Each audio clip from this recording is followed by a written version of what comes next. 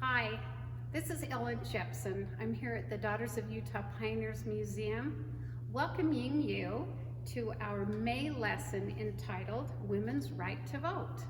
This is our second virtual lesson here in the museum, and we're so glad that you have joined us for this. We are going to have the thought for our prayer. So if you would like to listen to this and then take a moment to have a prayer, you are welcome to. And this quote is from Hugh Prather. God speaks to us in 1,000 voices, each with the same clear message. I love you. Please trust me. If you would like to have a prayer, go ahead and turn off the feed and then join us in a moment. Welcome back.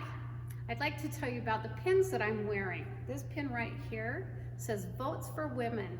And if you would like one of these, you can buy it from our museum. This pin is also a women's suffrage parent pin designed just for the women's suffrage year this year by DUP. I'd also like to give a shout out to my sister Sylvia, who lives in Malta, Idaho. She's in the Margaret Martha Camp in Cassia, Idaho Company. Hi Sylvia, it's good to see you. Well, I would like to present the artifact to you now. And I'm standing in front of the artifact case that has the artifacts I'd like to talk about. In 1879, President John Taylor sent Zina Young Card, and Emmeline B. Wells to the National Women's Suffrage Convention in Washington, D.C. Returning home, they were a very popular speaking duo, and they were invited to a lot of events to talk about their experiences at the convention. Charles Ora Card, a young man from Logan, was at one of these meetings, and he was much more interested in Zina than he was in her message. Soon after, he began to court her, and she became his wife. Zina had a collection of pins about women's suffrage, and they're right here. She donated them as a daughter at Brigham Young to this museum, to the Daughters of Utah Pioneers. So you can come to our museum and see 4 pins, one of Susan B. Anthony, Anna Howard Shaw, Elizabeth Cady Stanton, and Lucretia Mott. Really cool badges from that convention that they went to in 1879.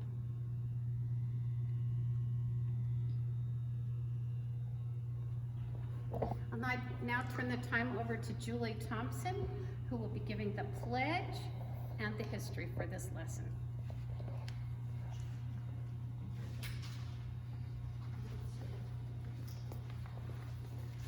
For the history, I'm going to speak about Seraph, I guess, I'm not sure how to pronounce it, Cedenia Young, and she was the first woman in the nation to vote. And that vote took place just a block away from our museum at Council Hall. And that's something that we're very proud of in this state and as Daughters of Utah Pioneers. For the history, I always give this counsel to people giving a history, since I'm the historian in our camp.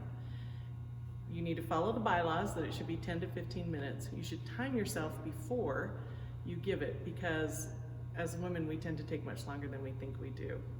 Also, ask the parliamentarian in your camp to time you. And so Ellen's going to serve as the parliamentarian today, and she's going to flash a 5 at me when I've taken 5 minutes, and then a 10 when I've taken 10, and then I know I need to wrap it up. That way the histories don't drag on and on. The way to keep it under 15 minutes is to just choose the most important dates and the places they lived without too much detail about that, what makes them a pioneer, and then find the very best stories from their history and share those. We'll remember the stories far more than we'll remember the dates. So, Sarah Cedenia Young, her story actually begins with Phineas Howe Young, who was the brother of Brigham Young, and he was 2 years older than Brigham. Well, when he had his first son, he named him Brigham Hamilton Young. Brigham Hamilton Young then married Cedenia Sephonia Clark, and they were the parents of Sarah Cedenia Young. And she was born in 1846 in Winter Quarters, Nebraska. and she was the oldest of 9 children. She was just 6 months old when they left for the Valley, and they arrived in 1847 as part of the Jedediah M. Grant and Joseph B. Noble Company. She lived a typical life in the Valley, and she was a school teacher. She was 23 years old when she stopped by on her way to work. She stopped by Council Hall and cast a vote. There was a band playing outside. There was a lot of newspaper people there, but they were just there because it was an election day. It didn't seem like that big of a deal. And the other 24 women that voted with her that day, their names are not recorded. And so she is the only one. And there's not a lot known about her history. She eventually married Seth Leland Ford. He was a printer, and they had their first son, Fred, lived 18 months and then passed away.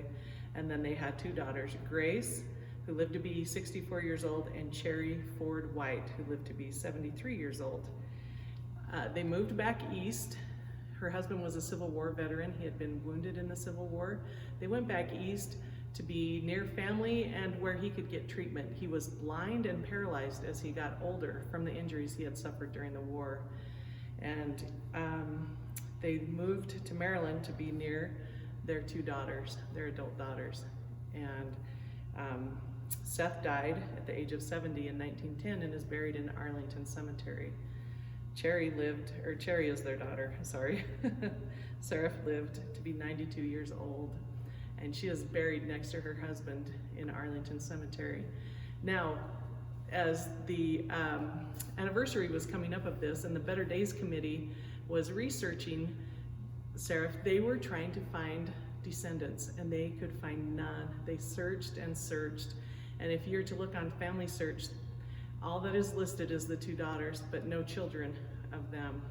And so a historian, Catherine Kitterman, that was on this committee, located a man whose last name was Rice, and said, you know, we believe that you're a descendant of Seraph Young. And he said, I don't know who she is. I'm sure I'm not a descendant. And so Catherine started speaking to him more, and then he mentioned Cherry Ford White, and he said, that's my grandmother. So they figured out that Seraph Young's daughter, Cherry, had adopted this man's mother. And so he said, she died, Cherry Ford died before I was born, but I remember one of my chores was dusting off the paintings in our home that she had painted. She was an artist, Cherry Ford White was. And he said, we didn't really appreciate who she was, and so we don't know where the paintings are now. So this is a lesson to you to tell the stories. And Seraph Young is an example of normal people doing normal things, making history.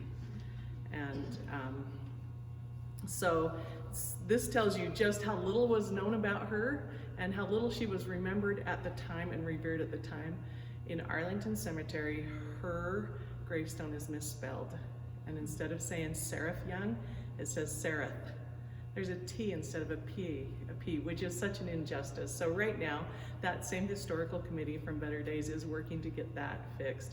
And their hope is that someday, women will put their I voted stickers on her headstone.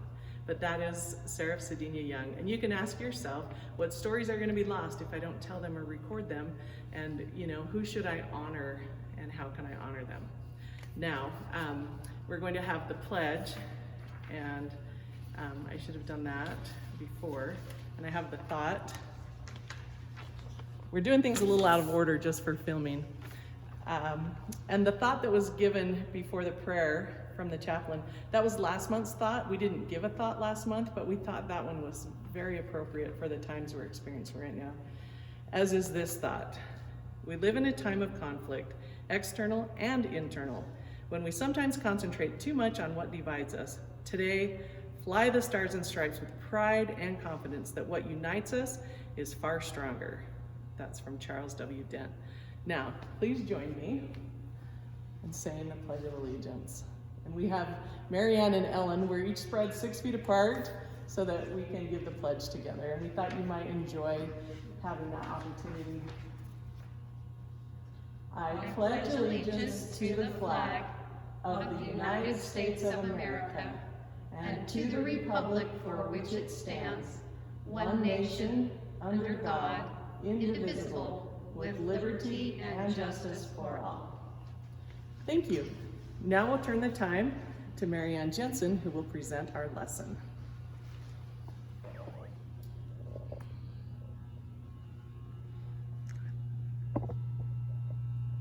Good morning, girls. It's a pleasure to be here with you today to give this lesson on women's right to vote. It was written by Lynette Piper Hansen, and you know, girls, I think that when we think about the right to vote, we're kind of ho-hum about it because we've always had the right to vote. None of us can ever remember not being able to vote, but it's only been 100 years.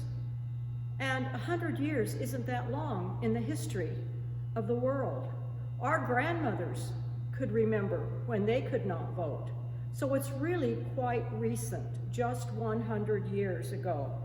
Now today's lesson discusses how we got that vote. And I'm going to begin with Elizabeth Cady Stanton and Lucretia Mott. They were friends, and their husbands were both abolitionists. They opposed slavery. Now, Elizabeth and Lucretia tried to attend the meetings that their husbands were attending, but they were prevented from going into the hall of the building because they were women. Now, this disturbed Elizabeth and Lucretia, and this really got them thinking to women and having their rights to participate and to vote. So they began working as early as 1848 to encourage men to allow women to have the right to vote. Now, resistance among men was quite strong. A few men in those days acknowledged that a woman could do any more than housework. Her realm was her home. Male opponents called a women's suffrage person a menace to the home, a menace to business, and a menace to men's employment. They argued that women having the vote would double the irresponsible vote. In fact, the 15th Amendment was written after the Civil War to give emancipated men the right to vote from the Civil War. However, it only gave the men the right to vote. It did not give the women the right to vote at the close of the Civil War. Now, Elizabeth Stanton first met Susan B. Anthony in 1851 at an abolitionist meeting, and they forged a friendship that went for over 50 years. Stanton once said, "I forged the thunderbolts and Anthony fired them." Now, as early as 1870, Anthony and Stanton visited the Utah Territory. They were curious about us because in 1870, women in Utah had the right to vote. We had the right to vote in the state, not federally, but in the state we had the right to vote. And they were curious as to how in the world we had accomplished this.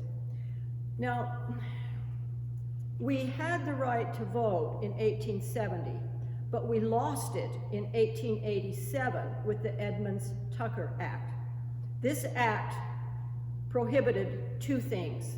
One was it took away women's right to vote, and the other was it abolished polygamy. Those were the two things. Now, Susan B. Anthony, she addressed every Congress between 1869 and 1906, speaking out in support of women's rights. It was 15 years after they started their struggle. In 1887, the National Women's Suffrage Amendment came before the United States Constitution, and we lost. But that did not discourage the women. For 30 more years, they plowed on. Susan B. Anthony had a motto, and that was, "Failure is impossible." Politicians were slow to respond to the suffragists' cries. President William Howard Taft said, "You need more petitions, you need more signatures, and then I'll consider it." Theodore Roosevelt in 1912, when he ran unsuccessfully for president, ignored the question altogether. And then President Woodrow Wilson dragged his feet. He said, when he ran for re-election in 1916, his slogan was, "He kept us out of war." And the suffragists said, "He kept us out of suffrage too." Now, the suffragists lobbied on, receiving a real boost in World War I, when the value of women in the war effort was well recognized, and they could no longer be considered simply a household item. The 19th Amendment was introduced to Congress in 1918 by, oh, excuse me girls, I'm coming undressed, was introduced to Congress in 1918 by Jeanette Rankin. She was the first woman elected to the U.S. Congress. And what state was she from? Montana. Montana was early on getting involved with the suffrage movement. Now, less than 2 years later, in 1919, the U.S. House of Representatives finally passed on the women's suffrage amendment, and then on August 26, 1920, the amendment passed. The text of the amendment was written exactly as Susan B. Anthony wanted it to be written. It said, "The right of citizens of the United States to vote shall not be denied or abridged by the United States or by any state on account of sex." Now, Susan B. Anthony, unfortunately, she died in 1906, 14 years before the amendment passed. However, there are Susan B. Anthony stamps that have existed since 1936. Another one came out in 1955. She gave her life for women's suffragist causes. Not only the right to vote, but she went throughout the country to speak to groups about equal pay for men and women for equal work, practical education for girls, and opening new occupations for women. Now, have you ever noticed on the evening of a federal election, the reporters will often show a picture of Susan B. Anthony's headstone? And it is a very moving tribute to that woman, because the women who voted during the day have taken their "I voted" stickers that you're given as you leave the polling place, and they've taken it to Susan B. Anthony's grave and stuck it on her grave as a tribute to her efforts in giving them the right to vote. It's a very moving sight to see. Susan B. Anthony was also the first woman depicted on a United States coin. Fictional women have been depicted, but she was the first real woman to be depicted in 1979. Now, if you'll go to your lesson book, you can find pictures of the stamps that have been made in honor of Susan B. Anthony, the 50th stamp, the 75th year stamp, the coins, the 19th Amendment stamp. Meanwhile, back on the ranch here in Utah, there were women arguing for women to have the right to vote. One of them was Sarah Melissa Granger Kimball. She was known as the champion of equal rights in the suffrage movement in Utah. She was very influential. What she did is she believed in the power of the ballot, and she took it upon herself to educate women about government and the importance of voting and being involved and being informed. Now, remember I said that we lost the right to vote in 1887 because it was connected with polygamy in the Edmunds-Tucker Act. Now, during the Constitutional Convention here in Utah, that began in March of 1895, delegates, both Republican and Democrat, were trying to come up with a constitution for Utah, and they were arguing about putting women's suffrage in the Constitution. Now, one of the biggest opponents for women having the right to vote is a man I will not name because he might be a relative. But you can see his picture on page 330 of your lesson book. Anyway, he argued that including women's right to vote in the Constitution would make Utah a freak state. He also said that it would drag women from their high pinnacle of virtue and purity. But his biggest argument, and the one that you might have to take a little time to wrap your mind around, is he said that women did not have the intelligence to vote, that they were used to being dictated to by their husbands, and they could only think what had been dictated to them. And so it would be, he said they're not in a position to act independently of their husbands. Now remember, daughters, it's page 330 of your book that you can find his picture. He said, now gentlemen, in conclusion, look at the effects of this in a family. Shall we not leave some refuge for man in this world where he can come out of the strife and bitterness that is oft engendered in business? What he was calling for was a man cave. He wanted a place where men could go that they would not be bothered by the influence of women. Now, the vast majority of men at the Constitutional Convention were determined to see justice done and for women to have the right to vote. One of the most vocal leaders was Orson F. Whitney. And he said, he reminded the men that when the LDS Church was organized in 1830, on the 6th of April, that a group of people met at a farmhouse in Fayette, New York. Now, he said that some people think there were only 6 people there. He said by law, they had to have at least 6 people. He said there were really 40 to 50 people there, and they included women, and they voted. The vote was unanimous to organize this new religion. Women voted there as well as men, he said.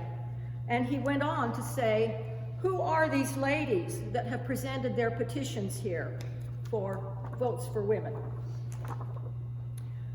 He said, they are intelligent, high-minded, Mormon and Gentile, among the purest, noblest, best in the land. They understand what suffrage means. They are not ignorant. They enjoyed the elective franchise for 17 years, from 1870 to 1887, and they voted again and again. And if it costs us statehood, so what? There are things more important than statehood, and that is women to have the right to vote. As a result of that election, the amendment passed by a margin of 2-1. Now, I have a trivia question for you. What was the suffragist color throughout all of their campaigning? The answer is on page 335 of your lesson manual, and I hope you'll look it up. It's a very beautiful color, especially in the springtime with the daffodils and the sunshine all around us. Now, some other suffragists here in Utah that I hope you'll take the time to look over them. Emmeline Blanche Woodward Harris Whitney Wells. She was a powerful force in the female suffrage movement. She was known for executive talent, superb memory. She was the Energizer Bunny. She had untiring energy, and she was go-between Mormon and non-Mormon women. She was able to bring the two together, and she always defended the right of polygamy. She was a strong believer in polygamy. She said, I believe in women, especially thinking women. She was president of the Relief Society organization of the LDS Church. She became president when she was 82 years old, having served on the general board of the Relief Society for 55 years. And she served as president until she was 93 years old, 3 weeks before she died.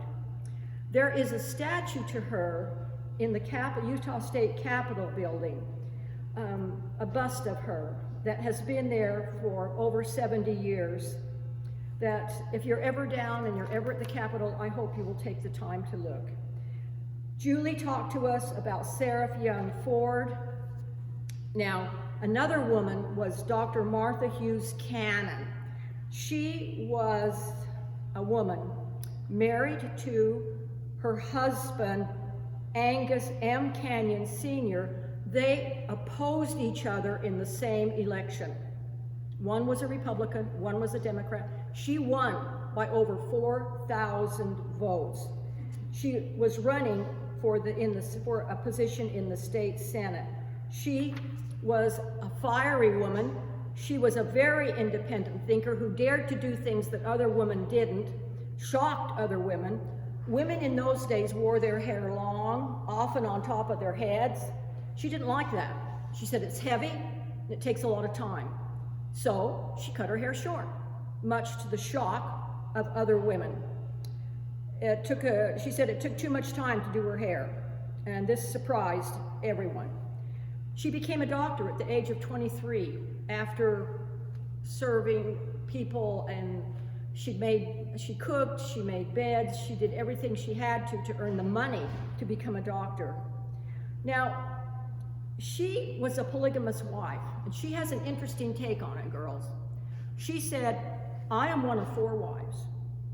As such, I am responsible for my husband 1 week a month. I have 3 weeks free. Now, she said other women cannot say that who are not in a polygamous marriage.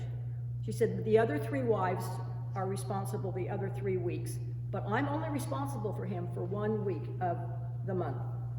Now, every state in the United States, I'm coming undressed again.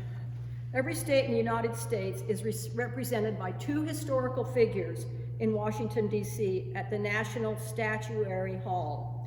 Now, for many years, you know that our 2 representatives have been Brigham Young and Philo T. Farnsworth, inventor of the television. However, with the 19th Amendment celebration this year, Philo T. Farnsworth is being replaced by a statue of Martha Hughes Cannon.